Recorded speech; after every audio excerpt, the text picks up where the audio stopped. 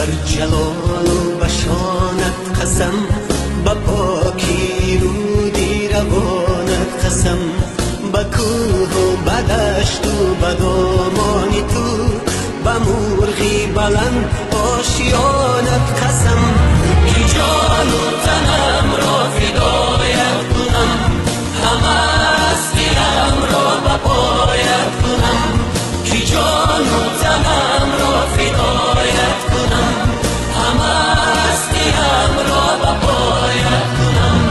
قسم قسم به نامت قسم ای وطن، وطن وطن به نامت قسم ای وطن.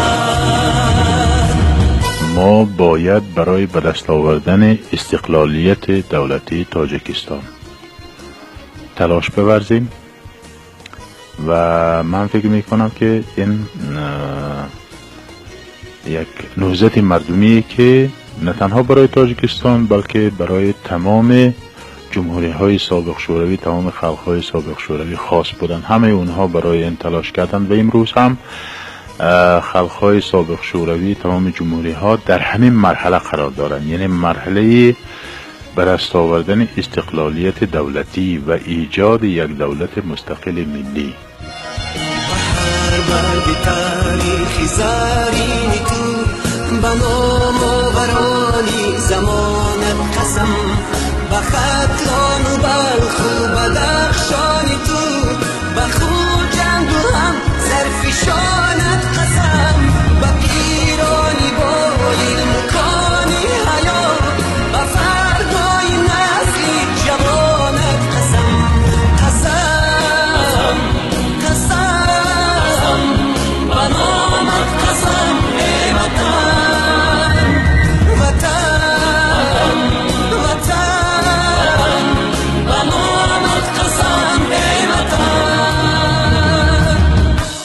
این کشور مال همه همین ملت است.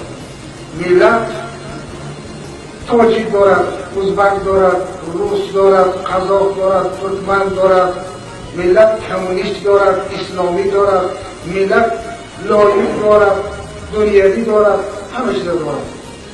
هر کس که به مقابل آرمان‌های کسی دیگر برای سد راه شدن اون کاری میکند یا نمیخواهد که این کشور از ملت آرمان‌های خود را آزادانه تطبیق کنند در حیات، این دشمن این ملت است. وطن ای مادری از طاقت تحقیر خسته، وطن ای شهچناری از شمال جهل بشکسته، زی بعدی 100,000 سال علمهای تو بر یادم رسند، فریاد خواهم کرد.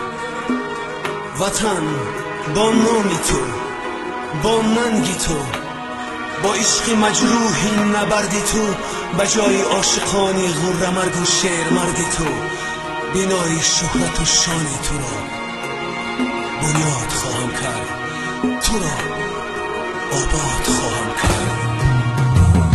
بگنجی گوهر باری پاکیزت، بجانت بجانت بجانت قسم، بهر برگی سرخی گلی لالت، و آرمانی خوش خفتگانت قسم. کی جان و تنم را فدایت کنم، همه از دلم را به پایت کنم.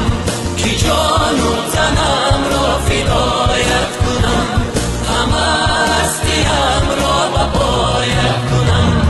قسم قسم به نامت قسم ای وطن، وطن وطن به نامت قسم ای وطن.